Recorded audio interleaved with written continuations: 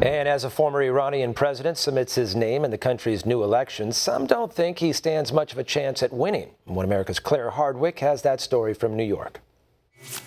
With the election coming up in Iran, one Iranian-American journalist said why this election will affect not only Iran, but the country's relationship with the rest of the world. Kangarlou said that for the Iranian elections on May 19th, the world will be watching. Kangarlou said that this election will have both economic and political implications, and that while she thinks President Rouhani will win a second term, there is a chance he could be defeated by a more conservative candidate. Iran is not a monolithic country. You have a population of 80 million people, and out of that 80 million, maybe 10% are ultra-conservative, super religious, and supporters of folks like Ahmadinejad.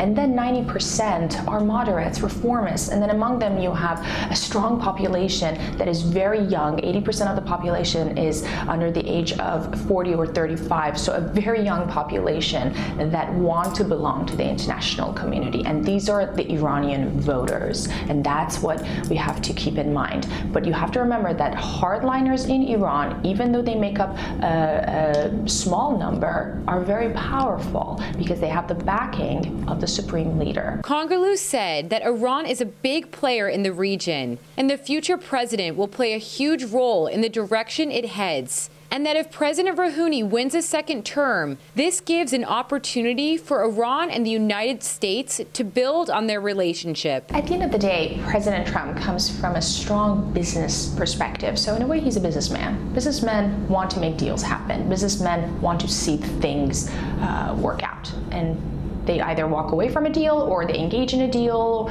They don't work like diplomats and they don't work like politicians. And I think that's what excited a lot of people about President Trump. So as far as engagement with Iran, I think President Trump would certainly take a concrete action. Kangarlou said that until recently, Iran and the United States have historically had a strong relationship, and she is hopeful that under the Trump administration, this relationship will be renewed. From New York City, Hardwick, One American News.